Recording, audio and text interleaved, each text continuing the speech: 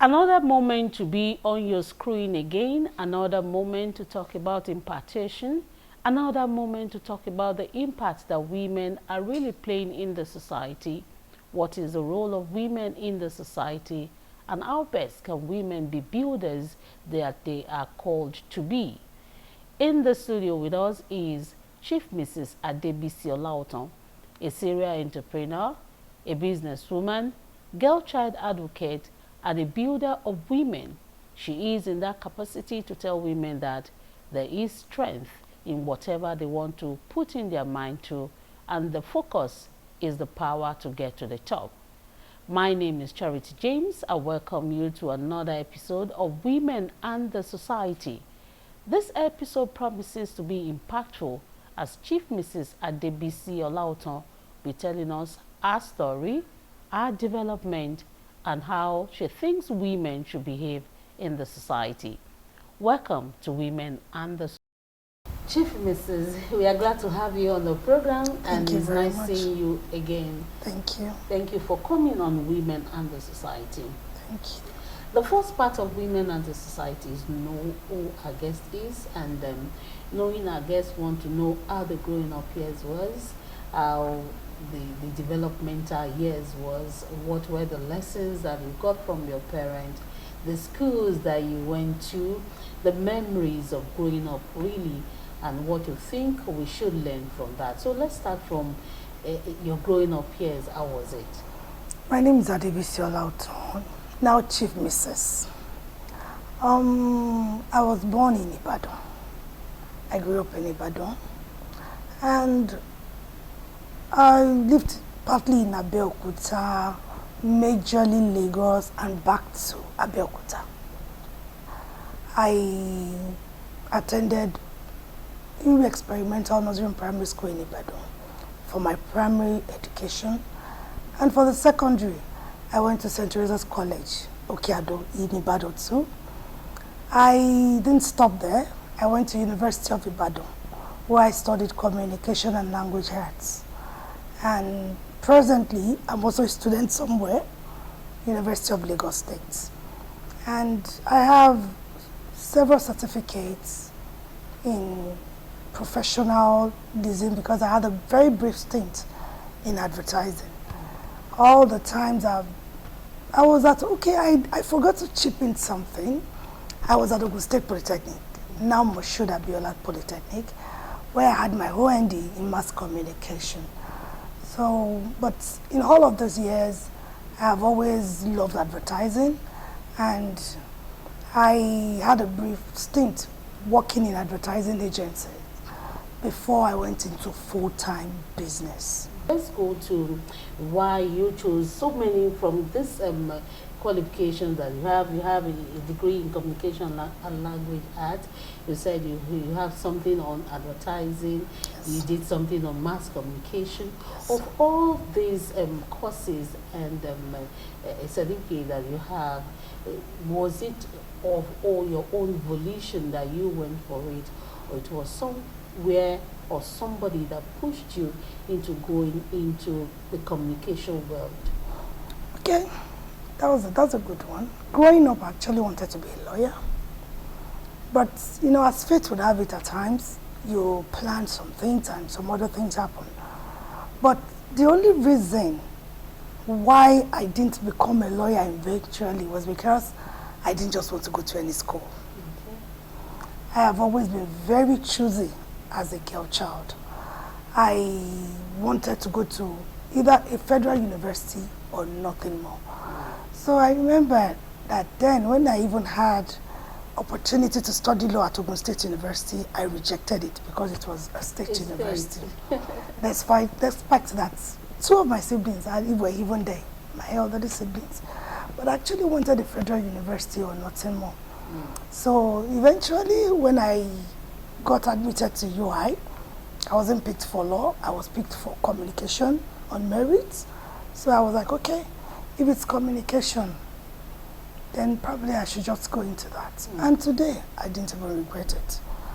Because most times when I see lawyers reading all through, I know like, well, I like it easy.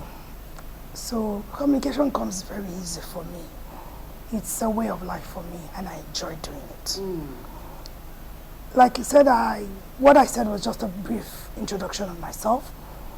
I actually immediately I left the advertising agency, I started my own small branding company. Still till today, logistics, brands and events.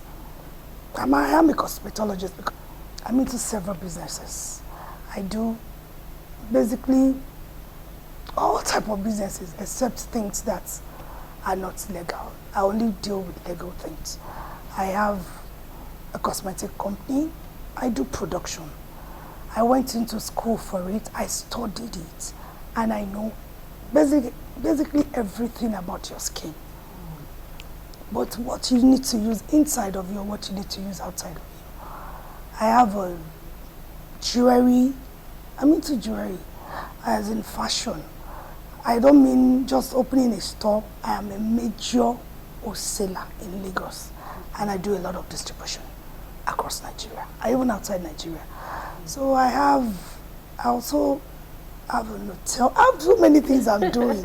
So that was why I said I'm a serial entrepreneur. I do a lot of things. So people don't know, they just see me, because I don't know if we're still going to talk about that I'm a politician. We are coming there. You tell us why you shifted there, and majorly you are having that as a side hustle. It's actually a side hustle for me. Let's talk about your growing up years. You said something in your introduction that you wanted to go to Federal University or nothing, and that caught my attention. That means as a girl child, you knew what you wanted in life.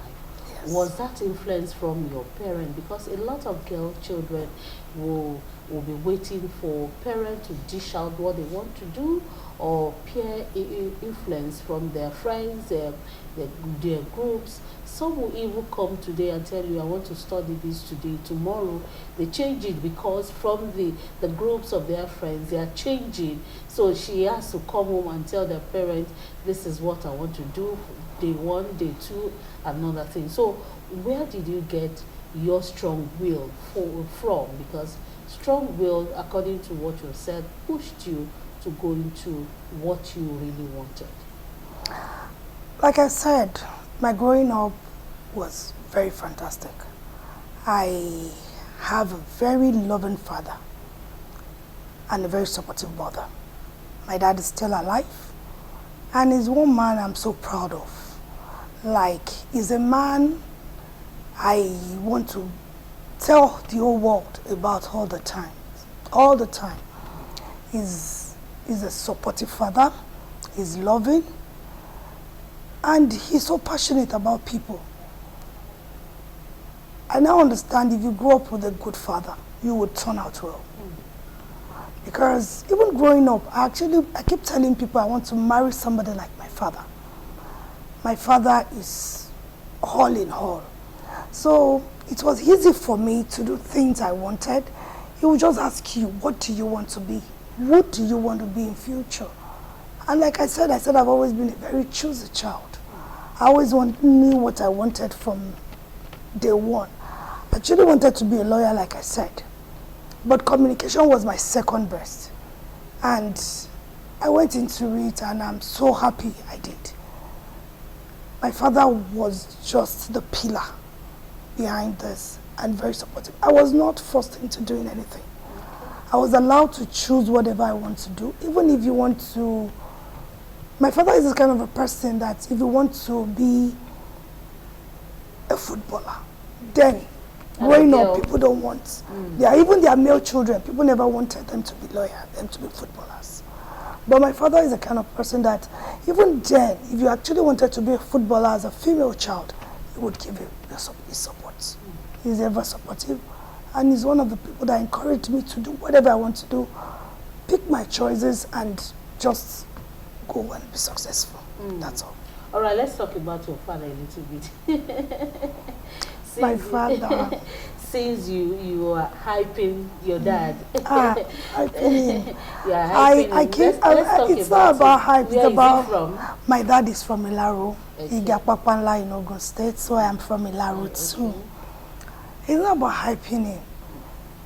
Even growing up, when I see people talk about their fathers and they are like, they don't see them often, I see my often, despite the fact that he was a police officer.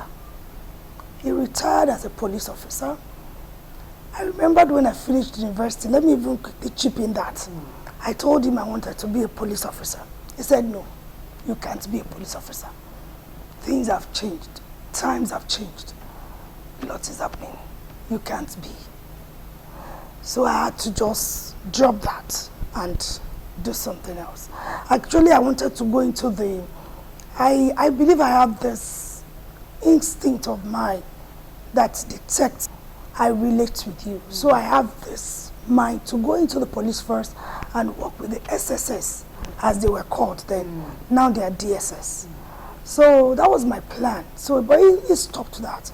Not because of anything, but because of what he had seen as a policeman, as officer.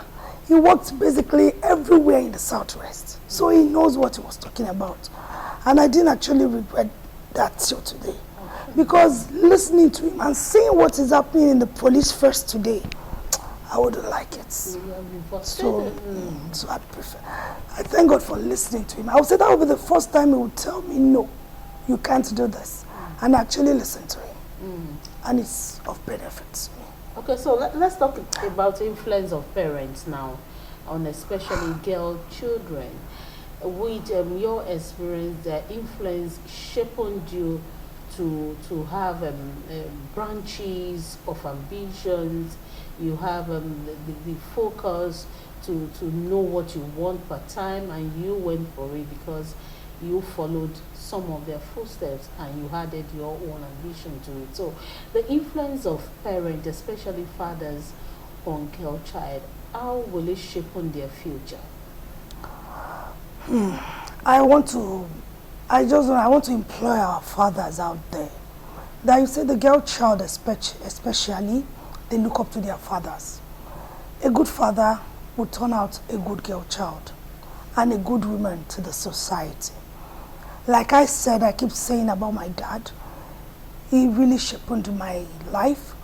I was loved at home. There was too much love. He's a police officer. When I tell people about my dad, they say, how can a police officer do all this? Anywhere I have studied, any school I have gone to, they will know my father.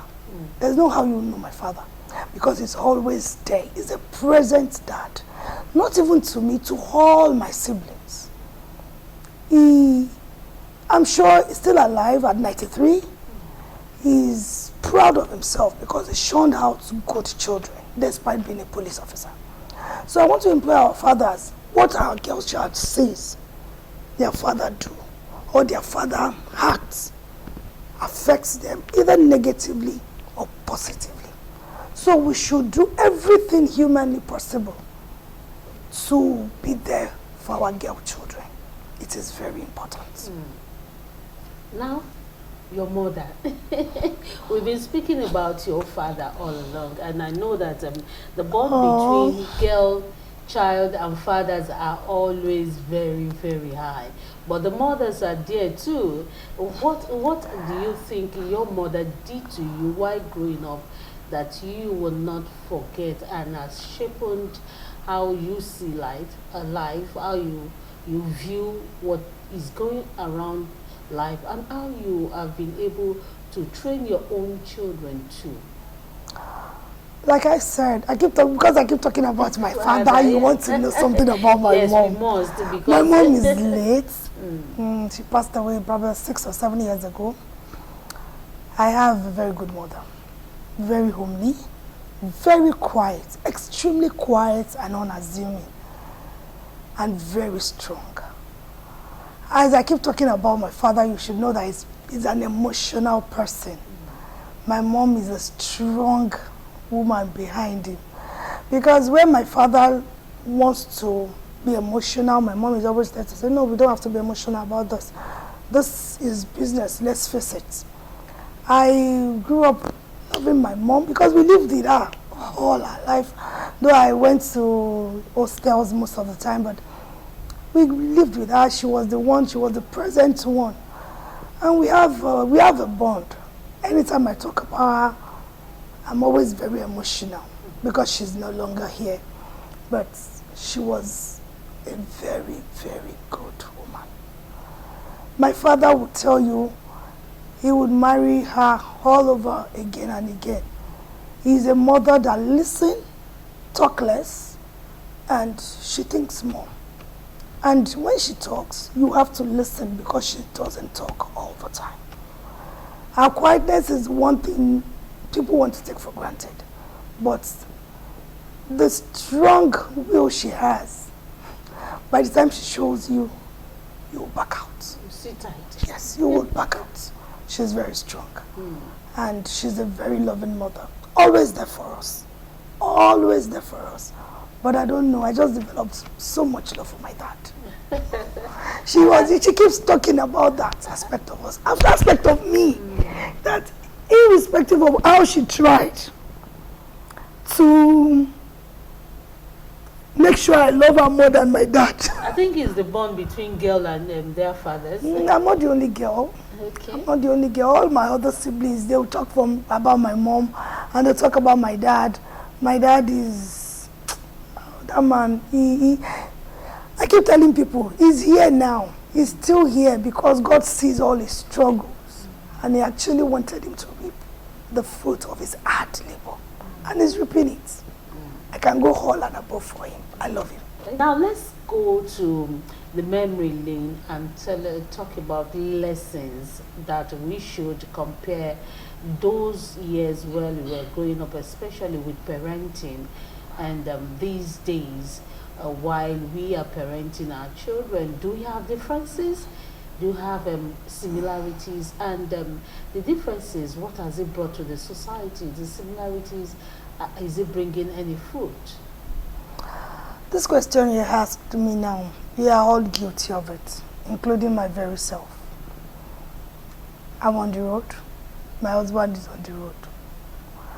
And though I have grown-up children, and I have a little boy, but most times I feel guilty as a person, as a parent. Like I'm this person that cannot stay. I can't stay in my house for 24 hours. I feel sick already. I always want to be out there. I always want to impact. I always want to do business. Forgetting the fact that all those businesses we do, all this money we want to make is just for those children. You've made enough for yourself, but you still want to make for those children.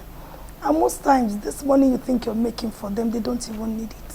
Because they have a part for themselves. So you need to give them more time. At times when I want to switch off, I'll just stay at home and still, I have a very strong bond with my children. Because at times when I want to switch off completely and I'm staying with them. I want to make up for all those lost moments that have been on the road. They are grown-ups now. They are grown-ups. So, but we all are guilty of not giving them attention in this time and age. Some people are not guilty of it because they will say, okay, I'm a teacher, I close 3 o'clock, I'm back to the house, but all of us can't be teachers. So for that reason, we should please give our children time. If the daddy is not available, the mother should be available. It is very, very important. Because children that are not well trained are those ones you see on the road doing things they like. I don't want to put a name to those things because most of the time it's not even their fault. Because they don't have proper guidance. And that's why they do most of those things. So we should give time. We can't, like somebody told me, some children, you don't even have to be there before they know the right things to do. But all children can't be the same. Yeah. All children can't be the same. Because Mr. A's children listen and he doesn't stay at home does not mean Mr. B's children will do the same thing. So we should give them time. We should create that time, the bonding for the family. It is very, very important. So, what do you think a parent should really do, since we know that children are not the same and parents too are not the same? Some will give total attention, some will give half attention. Sometimes some will even give attention and they want their children to come out nice, come out good. So how do we balance all of this and have a well-grounded children in society? In everything we do, we should put God first. Some people will tell you it's every time, and a typical Nigerian would say God first. That we are always talking about God, but we can't take God out of all those things, because like you said, there are some children that the parents have all the time in the world for, but at the same time they don't turn out well. We have children that are from very religious background, and before you know it, they become things they are not even supposed to become when you look at the home they are coming from. That's why I said in all we do, we should put God first. There's somebody up there that listens to all our prayers and listens to all our intentions. Then after God, we should try as much as possible when these children are growing up. I was talking about not having enough time, but I remember when my children were growing up, I keep taking them to church. I keep talking to them. Putting the fear of God in our children should be a paramount thing. You see, when you have the fear of God, you will not do so many things. Even at my age, I still remember at times the things my dad used to tell me then. He would say, remember the child of whom you are. I have never gone anywhere for anybody to come back to my own parents to tell me, Samuel, this was what your child did. So don't go back to school and they will pull a call through to tell me, Adebisi has done this. If they want to call me, let them call me to tell me, you have done so well. So every time, at my age, I still have those things at the back of my mind. So instill God's fear in your children. Make sure at all times, those children have the fear of God in them. So that when they go anywhere, whatever they do, that would come first. Then our parents. You think these children are little, they don't see us. They see us. And they see most of the things we do. So most of the time, do things that your children will be proud of you for. So if we put God first in our children, you will be surprised and you'll be amazed how those children will turn out. You don't need things you will do, and when your children get to see them, they will not be proud of you. Don't do them. So many parents do things that are out of this world, that when their children sees them, they're like, this can be coming from my parents. We should be a role model to our children. Then at the same time, mothers. Some mothers have forgotten so many things and they act the way they like. They do things thinking my children are not here. But God has a way of paying us back. Even when your children are not seeing you, God sees you. For this episode, Mrs. Adebisi Olaotan has been our guest on the program, and she has spoken about a lot of things, given a lot of advices, and also encouraged us, especially women, to do their part from their families. Ensure that you impact the society from your corner, and the society will be a better one, especially the ones that we want to see in the future. My name remains James.